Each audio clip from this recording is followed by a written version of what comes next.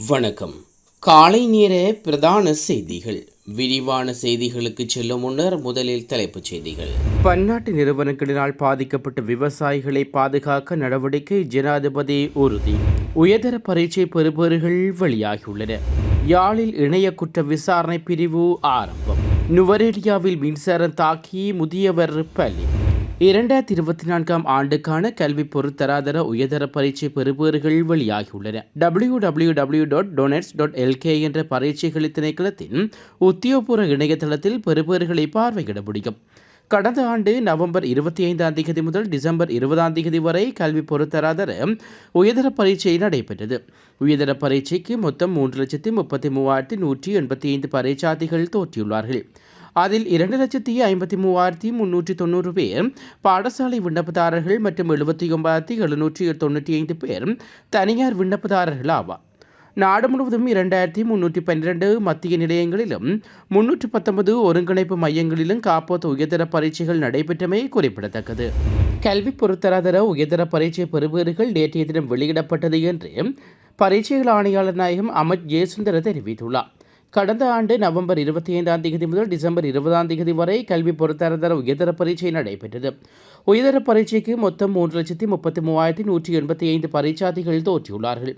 அதில் 2,53,390 பேர் பாடசாலை விண்ணப்பதாரர்கள் மற்றும் 79,795 பேர் தனியார் விண்ணப்பதாரர்கள் ஆவார். நாடு முழுவதும் 2,312 மத்திய நிலையங்களிலும் 319 ஒருங்கிணைப்பு மையங்களிலும் காப்போத்த உயர்தர பரீட்சைகள் நடைபெற்றமை குறிப்பிடத்தக்கது. பரிசுத்த பாப்பரசர் அவர்களது மறைவு அறிந்து மிகவும் கவலை அடைவதாக அகில இலங்கை இந்து குருமார் அமைப்பு தெரிவித்துள்ளது. இது தொடர்பில் குறித்த அமைப்பு வெளியிட்டுள்ள அறிக்கையில் கூறப்பட்டுள்ளதாவது: சமயம், இனம், மொழி கடந்த நிலையில் அன்பினை நேசித்தவராக, மனித பண்பினை மதிக்கத்தக்கவராக விளங்கியவர் பரிசுத்த பாப்பரசர் என்ற அறிக்கையில் குறிப்பிடப்பட்டுள்ளது. இலங்கை சைவ மக்கள் சார்பில் அமரது ஆத்ம ஈடேற்றத்துக்கு இறை பிரார்த்தனை செய்வதாகவும் அமைப்பு கூறியுள்ளது. உள்ளூராட்சி தேர்தல் தொடர்பாக முறைப்பாடுகள் தொடர்பாக மொத்தம் 28 வேட்பாளர்களும் 111 அரசியல் கட்சி ஆதரவாளர்களும் கைது செய்யப்பட்டுள்ளதாக போலீசார் தெரிவித்துள்ளனர். மார்ச் 3 முதல் 26 வாகனங்கள் பறிமுதல் செய்யப்பட்டதாக போலீஸ் ஊடக பிரிவு கூறியுள்ளது. தேர்தல் சட்டங்களை மீறியதாக 259 முறைப்பாடுகளும் குற்றவியல் தன்மை கொண்ட 71 சம்பவங்களும் குறித்த காலப்பகுதியில் பதிவாகியுள்ளமை குறிப்பிடத்தக்கது. இதற்கிடையில் இன்று காலை 6 மணியுடன் முடிவடைந்த கடந்த 24 மணித்தியாலத்தில் தேர்தல் சட்டமீறல்கள் தொடர்பாக 22 முறைப்பாடுகள் மற்றும் குற்றச்செயல்கள் தொடர்புடைய 6 சம்பவங்கள் பதிவாகியுள்ளன. இவ்விடயம் தொடர்பில் ஒரு வேட்பாளர் மற்றும் 5 அரசியல் கட்சி ஆதரவாளர்கள் கைது செய்யப்பட்டுள்ளனர். நாட்டில் 120 வகையான மருந்துகளுக்கு தட்டுப்பாடு நிலவுவதாக அரசு மருந்தாளர்கள் சங்கம் தெரிவித்துள்ளது. மருந்து உற்பத்தி தொடர்பாக நிபுணத்துவம் கொண்ட தரப்பினரின் பற்றாக்குறையின் காரணமாக இந்த நிலை ஏற்பட்டுள்ளதாக குறித்த சங்கத்தின் தலைவர் துஷார ரணதேவ தெரிவித்துள்ளார். இந்த விடயம் தொடர்பில் பல பரிந்துரைகள் முன்வைக்கப்பட்டுள்ளதாகவும் சங்கத்தின் தலைவர் சுட்டிக்காட்டியுள்ளார்.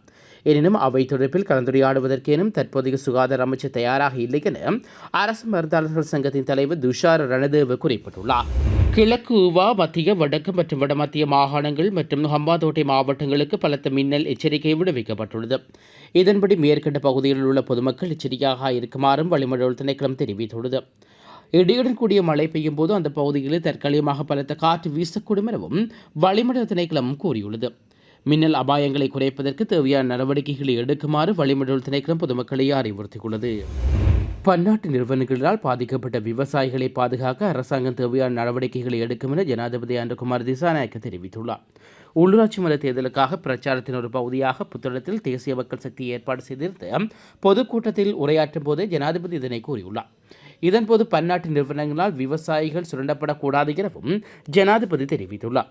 அத்துடன் அரசாங்கத்துக்கு சொந்தமான நிறுவனங்கள் மூலம் பூச்சிக்கொல்லிகளை இறக்குமதி செய்து நியாயமான விலையில் விவசாயிகளுக்கு விநியோகிக்கும் திட்டத்தை தொடங்கியுள்ளதாகவும் ஜனாதிபதி சுட்டிக்காட்டியுள்ளார்.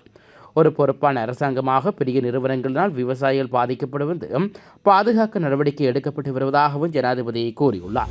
யாழ்ப்பாணத்தில் இணைய குற்ற விசாரணை பிரிவு பதில் போலீஸ் மாதிபர் பிரிகந்த வீரசூரியனால் ஆரம்பித்து வைக்கப்பட்டது.